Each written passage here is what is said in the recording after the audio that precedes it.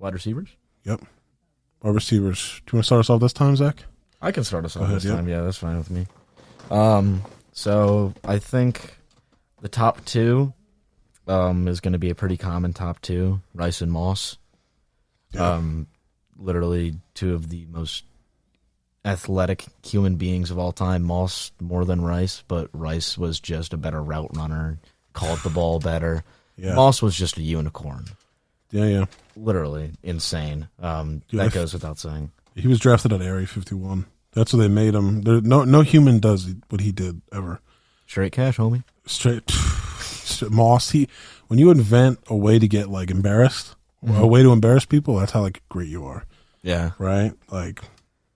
Then my third receiver is Calvin Johnson, just because if he actually played his full career and didn't retire, like after only 7-8 seasons in the league, would have been right up there with Rice's numbers probably. Yeah.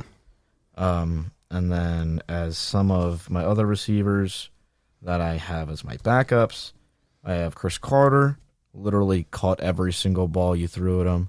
Yeah. If we're not talking off the field issues, dude is a beast. And then I also have T.O. Yeah. Ooh. Chris Carter. Drafted by the Birds, just saying. Drafted by the Philadelphia Eagles. That's all I'm saying. And T.O. played for the Eagles, so I like that list a lot. Probably one of my favorite lists, honestly. That's really good. I'm jealous I didn't think of any of that. Go ahead, Pop. Wide receivers. Okay, for wide receiver, and he's no introduction. It's the greatest of all time, number one athlete of the entire 20th century, Jerry Rice. Yeah. Has to be. Yep. Enough Has said. to be, yeah. That's quite an introduction. Okay, and behind him I have Terrell Owens and Randy Moss. Yeah. Terrell Owens could play for me any day of the week. I don't care if he's got a big mouth or not, which is something I liked about this guy, about this person. I know he turned a lot of people off, and because of his persona. Okay, but I just like this person.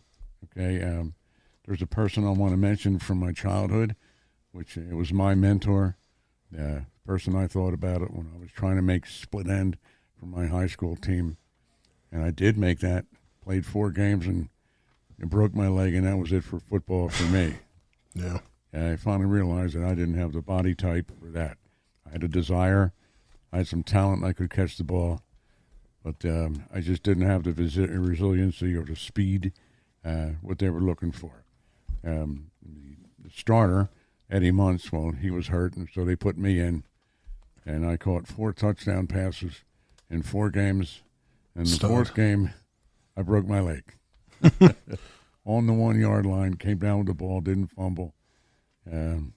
Pissed off my doctor, my mother. Yeah. Good old mom. She didn't want to see me get hurt because I was born with congenital deformities. It took some surgeries to straighten it out, and here I go, break my leg playing football, which was dumb as a rock. And that my mentor was Philadelphia Eagle Tommy McDonald. Mm. He caught anything you threw at him, and it was back in the days he didn't wear a face mask either. And when North Van Brocklin put that ball in the air, that was his, and he would climb over top of anybody to get that ball, and that's what put him in the Hall of Fame. And he was a short guy too. He was bigger than me, but he was only 5'9", and he weighed 180 pounds, and he played 14 seasons. He was traded, believe it or not, to the Los Angeles Rams. It really broke my heart in 1962. But it was good to see him get into the Hall of Fame. He deserves it, and love you to death. He just passed away last year, or the year before. He hung out at the Devon Diner in Philadelphia for years and years, and I just never got out there for him to sign one of these football cards that I have. And that's something I really missed out on him. So be well, Tommy. Happy trails up here. Yeah. Damn. And that's deep. For my wide receivers. Yeah. I forgot that I had my dad's list. So, do you want me to go over them now? Yeah. Sure. Why not? Yeah, do you think? Yeah. Okay. So, Rice Moss, Self-explanatory. Standard, yeah. For his slot guy, he has Steve Largent. Ooh, that's a good one. Yeah. Seattle Seahawk. Seahawks, yeah. Another guy that literally caught every single pass you threw at him. Yeah. And working on like garbage Seahawks teams, like I cannot name another player that played for the Seattle Seahawks other than Steve Largent, like pre-2000s.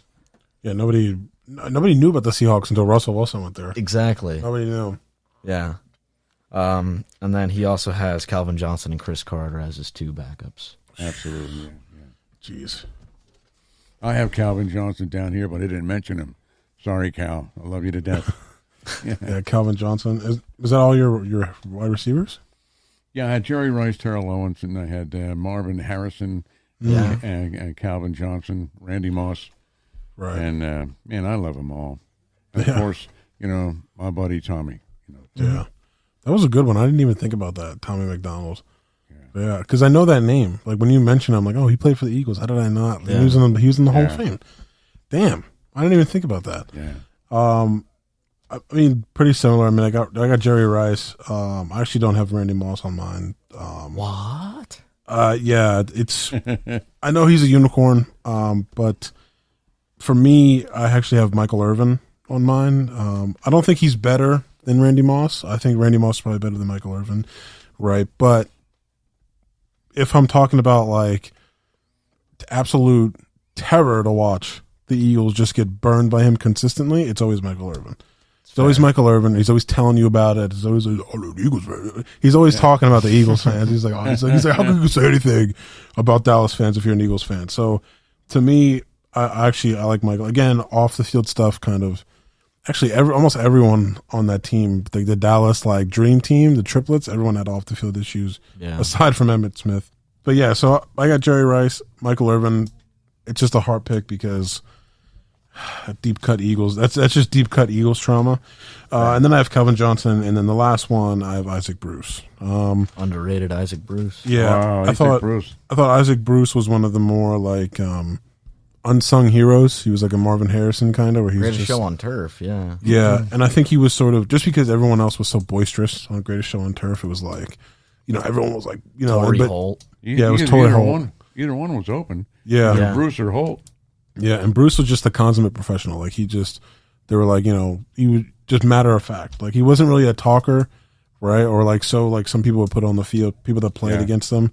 He didn't really talk that much. He just kind of got open, and then it was just a silent death because you were just getting beat, and you knew you were getting beat if you're the corner, and then you're just like, he's not talking, he's not even engaging you. You're just lining up, and then he just beats you, and you're like, damn. Yeah. And then he just doesn't say anything to you. You're like, damn, man. I believe it was 2000 or 2001. When the Patriots beat them by 3 points in that Super Bowl, I think the whole world was shocked. Yeah. They could have swore that the Rams are going to repeat, hands down. It's just like the Rams this year. Yeah, hands down they're going to be in there. Yeah, and they got beat on a vanitary field goal, and Tom Brady's sitting there going like this with his hands on his head. Oh my God, his first Super Bowl. Yeah. First of 7, absolutely. Gosh. NFL media back then was probably like Greatest Show on Turf versus 6th round pick quarterback. Who's gonna win? Everyone's gonna pick Greatest Show on Turf. Yeah, that's what they were talking about. Well, what did they pick him? 172 or something? 199. And who's this guy Brady hanging in there? Sitting at the bus stop and everybody else is gone. Yeah, poor guy. But did you see him though? Did you see like his draft tape? Yeah, or like his tape of the combine. I was like, I wouldn't have drafted that guy either. I wouldn't have drafted him. If they 40-yard dash, standing there in his shorts. Yeah, if time travelers, right? Like if I was way back in the day, I'm a general manager. I got like you know what I mean? And they came to me. They said, look, if you draft this guy, right? You have the first overall pick. If you draft this guy or whatever, he's on the board. If you draft this guy, Tom Brady, you're gonna win 6 Super Bowls, right? And then they showed me a picture of Tom Brady. I would have told him to leave my office. I would have been like, "Get out!" I'm like, "I'm never drafting that guy in a million years."